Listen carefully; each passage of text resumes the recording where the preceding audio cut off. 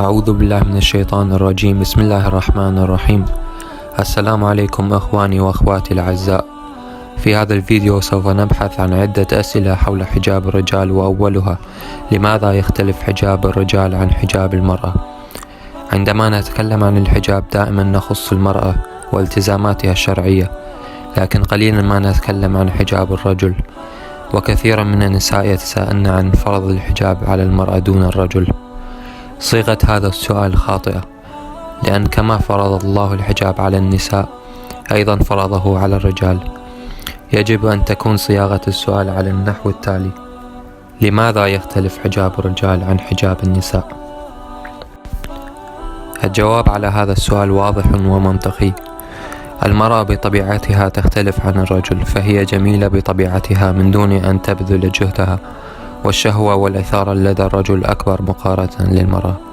لذلك شعرها وبياض ونعومة جسدها وحتى صوتها يثير الرجل، وأما المرأة فلا يثيرها شعره وخشونته، إنما المرأة يثيرها رقة وطيبة الكلام، لأن المرأة بفطرتها حنونة وحساسة.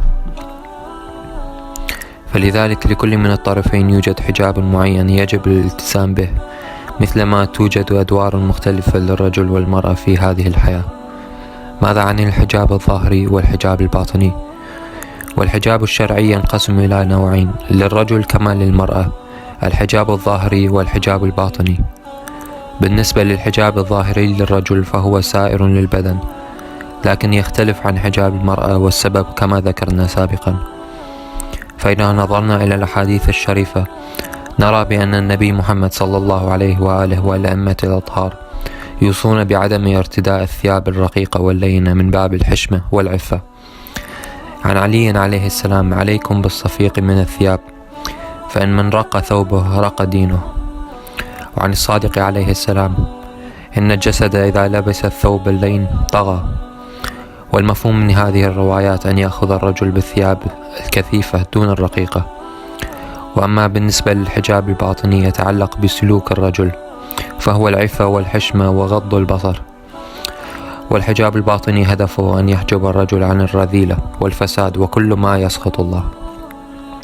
فقد أمر الله سبحانه وتعالى في كتابه بالحشمة والعفة، لأنها تحافظ على طهارة القلب.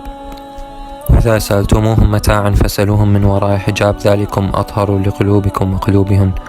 وقال الله سبحانه: قل للمؤمنين يغضوا من أبصارهم ويحفظوا فروجهم، ذلك أزكى لهم إن الله خبير بما يصنعون.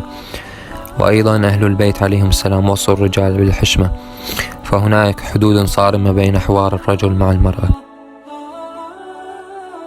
روي عن أبي بصير قال: كنت أقرأ امرأ القرآن بالكوفة فمازحتها بشيء، فلما دخلت على أبي جعفر عليه السلام عاتبني وقال: من ارتكب الذنب في الخلاء لم يعبه الله به.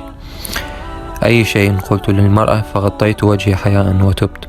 فقال أبو جعفر عليه السلام: لا تعد. واتفقوا جمهور العلماء على أن المزاح مع المرأة محرم استنباطا من الأحاديث الشريفة، ليحافظ الرجل من الوقوع في الإثم واتباع الشهوة. لتلخيص الحجاب يحتاج تعاون بين الرجل والمرأة، وبمراعاتها معا يتكامل الحجاب، وهذا مذكور في القرآن الكريم كما في الأحاديث الشريفة عن أهل البيت عليهم السلام. في سبيل المثال عندما قال الله تعالى: قل للمؤمنين يغضوا أبصارهم، بعدها قول: وقل للمؤمنات يغضضن أبصارهن. فكما على المرأة التزامات شرعية لحجابها، فذلك أيضا على الرجل. شكرا لك لمتابعة هذا الفيديو. من فضلك لايك واشتراك لدعم الحركة الفاطمية.